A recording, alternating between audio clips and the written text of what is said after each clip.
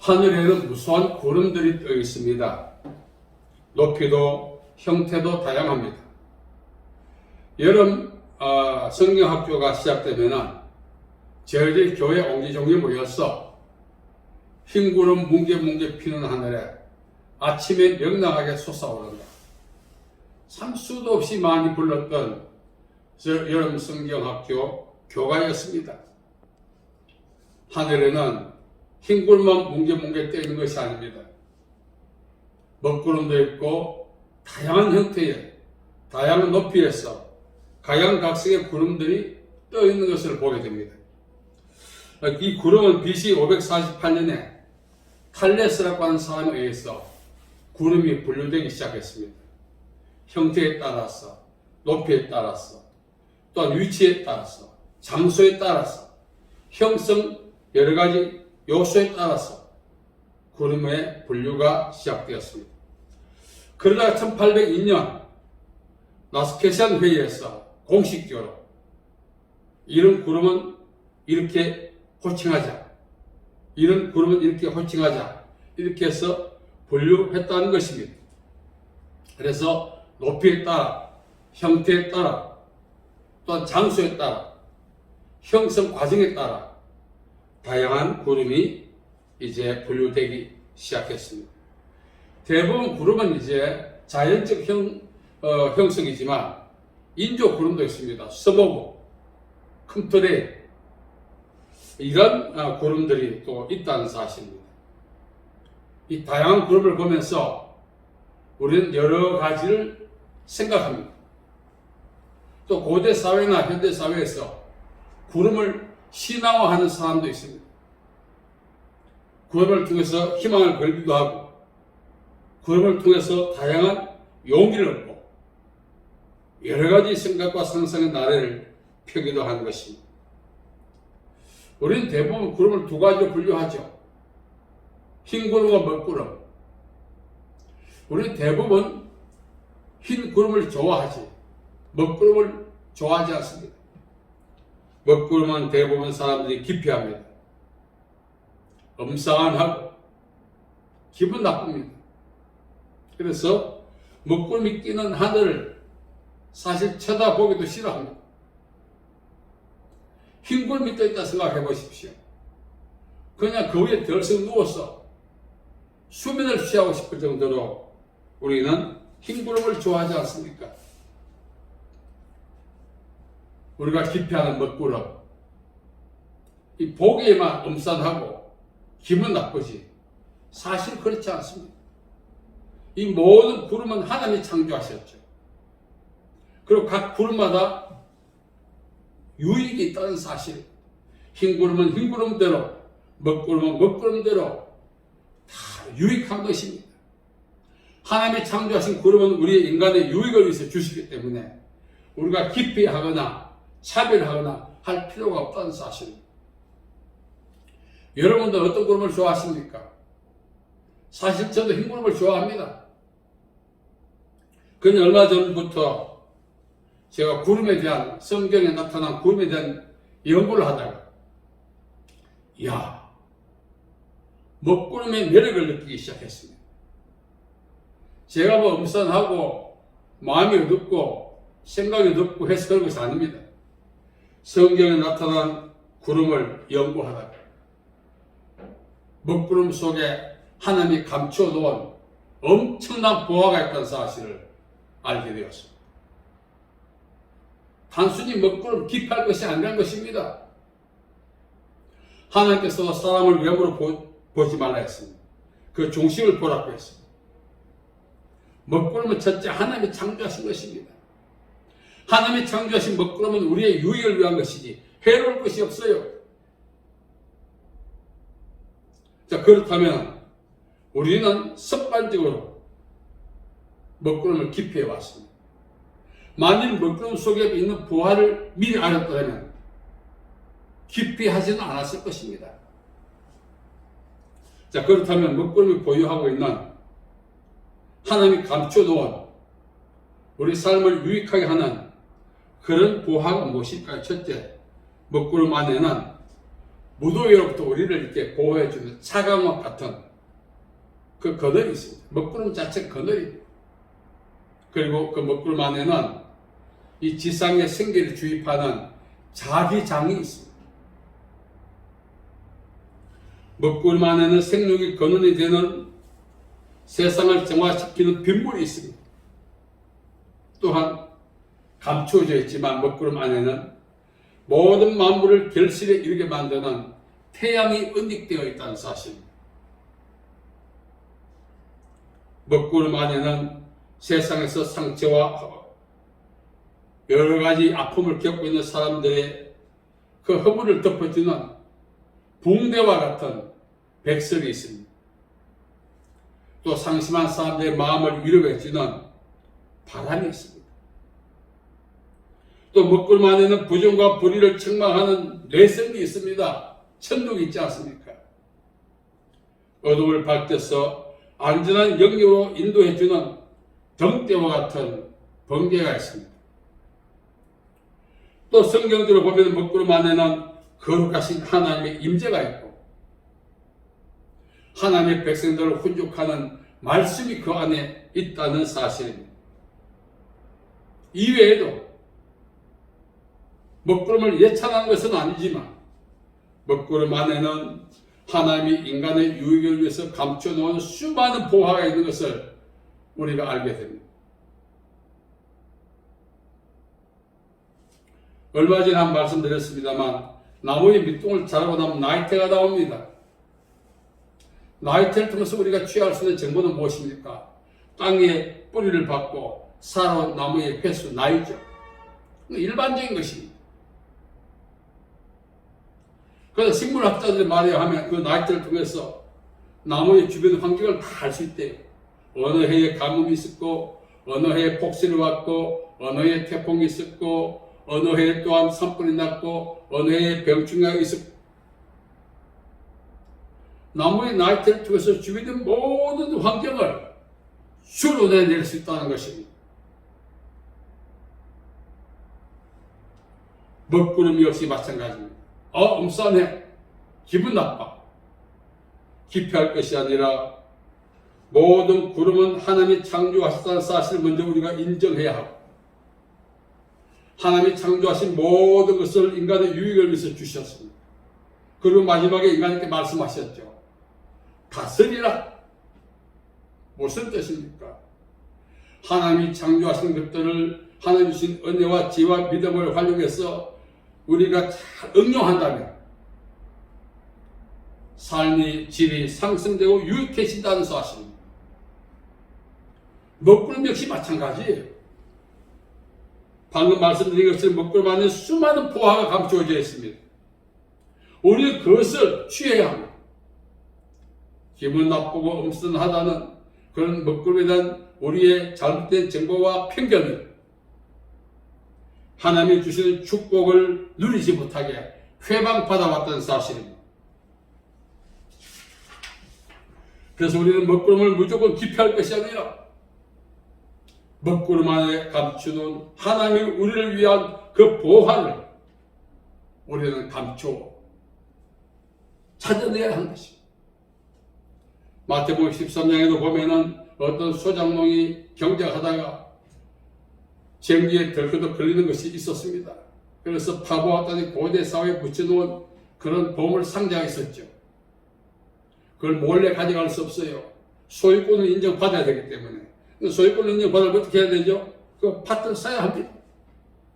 자기의 전 소유를 다 팔아서 그 팥대기를 샀을 때 가족들과 친구들도 만류했습니다. 그러나 그 사람은 그 강행할 수밖에 없는 이유가 있었죠. 왜? 그 밭 안에 감추어 있는 보화가 있기 때문에. 사람들이 눈에 볼 때 그 산비탈에 있는 그 세잘데기 없는 밭 사서 뭐하냐? 저 사람 침에 걸린 것 아니냐? 했지 않겠어요.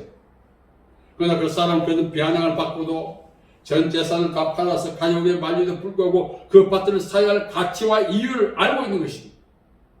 왜? 그 속에 고대 사회에 언익되어 있던 보화 상자를 보았기 때문에. 우리 역시 마찬가지입니다. 먹구름 안에 있는 감춰놓은 하나님이 우리 삶을 유익하게 하는 보고를 알지 못한다면 오늘도 기피할 것입니다. 죽는 날까지 기피하다가 끝내게 할 수밖에 없는 것입니다. 먹구름은 무엇입니까? 외형적으로 하늘에 떠있는 어떤 결정체지만 우리 삶에 있어서는 이 먹구름은 시련인 것입니다. 시련. 사람들은 시련을 좋아하지 않습니다. 산전수전, 지하전, 공중전까지 겪었다는 사람도 시련을 좋아하지 않습니다. 저도 시련만을 기피하고 싶습니다. 사소하든 경중에 관계없이 누구든 시련을 기피합니다. 그러나 그 시련 안에는 먹구름 안에 보화가 있듯이 하나님이 우리를 위해서 감춰놓은 삶을 유익하게 만드는 각종 보화가 그 안에 있다는 것이, 시험을 참는 자는 복이 나니 시련을 견뎌낸 자가 주께서 자기를 사랑하는 자에게 주시는 생명의 멸관을 얻을 것이기 때문이라. 야고보 1장 12절을 말합니다.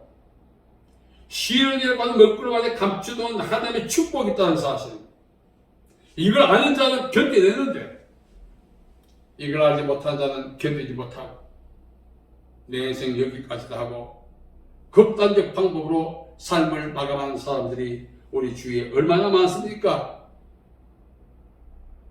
여러분 그런 충동 받은 적 없습니까? 저도 인생을 돌아보니 충동을 받은 경험이 많이 있었습니다. 견디기 힘들더라고. 그건 왜 견디기 힘들었을까요? 내성이 약했어? 영적 면역력이 약했어? 성령 충만하지 못해서? 그것도 하나의 이유입니다만, 시련 안에 하나님이 우리를 위해서 숨겨놓은 그 보화를 보는 눈이 열리지 않았기 때문에 그렇습니다. 시련만 보이는 거예요. 감당할 수 없는 시련만 보이는 거예요. 그러나 그 시련 안에는 하나님의 보화를 보는 눈이 있다면 얼마든지 그 시련도 견뎌내는데, 시련만 보이니 어떻게 감당해내겠습니까? 밤이 깊을수록 새벽은 지책에 도래했단 말이 있습니다. 우리 삶의 먹구름이라고 하는 시련이 우리가 설상가상으로 가지고 될 때마다 전생에 내가 무슨 죄를 지었나 하면서 그렇게 한탄할 것이 아니라, 내 시련의 마지막 정점에 도달했음을 깨닫고 믿음으로 견뎌낼 때 먹구름 안에 하나님의 숨겨놓은 보화가 있듯이 시련 안에는 하나님의 축복을 우리가 누릴 수가 있는 것입니다. 한 줌의 흙은 가치가 없어요. 그러나 도공의 손에 들어가면 도자기 모양의 형체를 이제 하지 않습니까? 그럼 그 한 줌의 흙보다는 가치가 있죠. 그래도 여전히 한 줌의 흙에 불과합니다. 왜? 불가마를 통과하지 않았기 때문에. 한 줌의 흙이 도자기 형태를 갖추고 불가마를 통과할 때 보잘것없는 한 줌의 흙이 부가가치 높은 도자기가 되는 것입니다. 그 과정 속에 필연적으로 고온의 불가마를 통과해야 하는데, 그 고온의 불가마가 바로 시련이라는 것입니다. 시련을 견딜 만한 가치가 있는 것입니다. 오히려 시련이 올 때 그 시련의 중심부를 향하여 힘있게 자기 자신을 밀어들 용기가 있어야 하는 것입니다. 그러면 가치 있는 인생을 선물로 받습니다. 세상에 공짜가 없습니다. 충분한 대가를 지불해야 하는 것입니다. 먹구름 안에는 하나님이 숨겨놓은 우리 삶을 복되게 하는 모든 각양각색의 축복이 있습니다. 시련이 있고 하는 불가마, 충분히 견딜 만한 먹구름에 관한 시련, 충분히 견딜 만한 가치가 있는 것입니다. 오늘 우리가 살아가면서 힘들고 어려울 때마다 낙심하고 절망하고 신세탄핵합니다. 왜? 시련만 보이니까. 그 시련의 배후에 있는 하나님의 축복을 보는 눈이 열려있지 않기 때문에 절망하고 좌절하는 것입니다.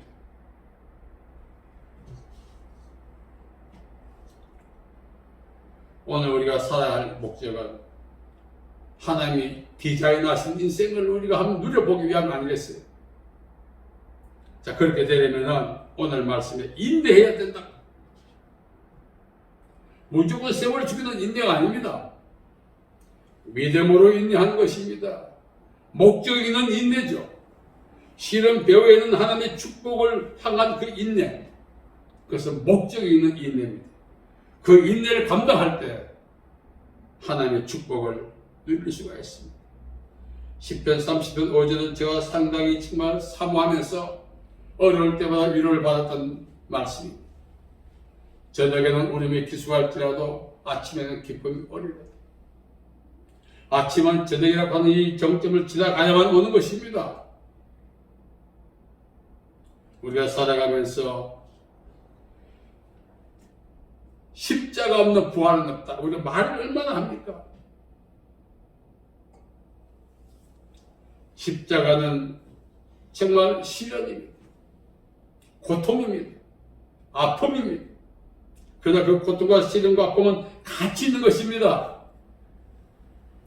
예수님은 인류 구속이라고 하는 그 가치를 위해서 십자가라고 하는 고통과 시련과 아픔을 견뎌내셨던 것입니다. 우리 역시 그런 축복을 받으려면 오늘의 현실을 견뎌내야 합니다.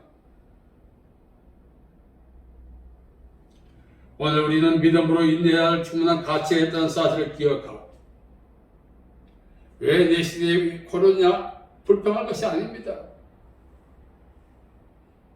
앞으로 향후 이 코로나 또 새로운 변이가 발생했지만 두려워할 필요가 없어요.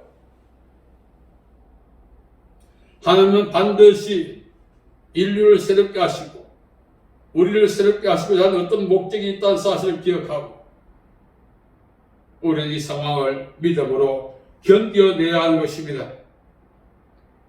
우리 목전에 연출되고 있는 먹구름, 습관적으로 기피하지 맙시다. 우리 목전에 연출되고 있는 불가마 아뜨가면서 기피하지 마십시오. 오히려 먹구름 안에 들어갔어. 오히려 불가마 안에 들어갔어. 믿음으로 인내함으로 하나님이 주시는 축복의 삶을 누릴 수 있는 기회되게 만들어야 할 책임이 저와 여러분에게 있다는 것입니다. 잠깐 후면 오실 이가 오신다 했습니다. 오늘 우리는 힘든 시대를 살아가고 있는 것은 분명합니다. 그러나 믿음으로 우리가 인내한다면 이 힘든 시기 배후에서 하나님이 디자인한 우리가 예측조차 할 수 없었던 축복의 삶을 누리게 하시는 것입니다. 지난 인생을 돌아봅니다. 지난 날 참 힘들었습니다. 오늘이라고 하는 것이 있다는 사실은 예측은 됐지만 과연 있겠나 할 정도로 벅차고 어려웠습니다. 예수님 안에서 그리고 견디고 견뎠더니 그리고 오늘이라고 하는 이 복된 삶을 누릴 수가 있었습니다. 만일 삶을 끝냈더라면 오늘은 없는 거죠. 여러분에게 어떤 먹구름이 있습니까? 그 먹구름을 믿음으로 극복해 가시기 바랍니다. 여러분 목전에 떠있는 먹구름이 360일 계속되어 있습니까? 아무리 그 강한 먹구름도 바람에 의해서 흔들리기 때문에 하루 종일 떠 있을 수 없어요. 잠시 떠 있다 가는 거예요. 그 잠시 우리는 믿음으로 극복해야 될 것입니다. 오늘 말씀 우리는 잘 기억해야 합니다. 주여 내 인생의 먹구름을 믿음으로 견디게 하옵소서. 주여 내 인생 앞에 놓여있는 불가마를 통과하게 하옵소서. 어떤 시련이든지 주와 함께 할 때 극복할 수가 있는 것입니다. 사실 우리가 믿음으로 견딘다 이 말은 주님과 함께 견딘다 그런 말입니다. 우리가 아무리 믿음을 줘도 개인적으로 못 견딘대요. 그 믿음의 주체가 바로 예수님이시기 때문에, 믿음의 주요 온전케 하신 예수님이시라 했기 때문에 믿음으로 견딘다 말은 예수와 함께 견딘다 그런 의미입니다. 오늘 이 시대를 믿음으로 종결하여 해피엔드 만들기 위해서 오늘 또 남은 생애도 믿음으로 예수와 함께 남은 세상 살아가는 저와 여러분 되어야 할 것입니다. 영적인 시련기이면서 환경적 시련기입니다. 이 시련기를 오늘 본문 말씀을 기억하고 믿음으로 인내하고 예수와 함께 인내했어. 승리함으로 하나님이 예비하신 여러분 각자를 향한 우리 각자를 향한 축복의 삶을 누릴 수 있기를 예수님의 이름으로 축복합니다. 아멘. 살아계신 아버지 하나님의 은혜와 자비와 사랑을 감사하며 사람이 감당할 수 없는 시험은 허락지 않고 시험 당할 때 피할 길을 내신다 하신 주님, 오늘 이 어려운 시기 속에 우리와 함께 계시니 감사합니다. 함께 하신 예수님을 의지하여서 풀무 같은 오늘의 상황을 넉넉히 극복하고 승리할 수 있는 저희들 되게 도와주시옵소서. 예수님의 이름으로 기도하옵나이다. 아멘.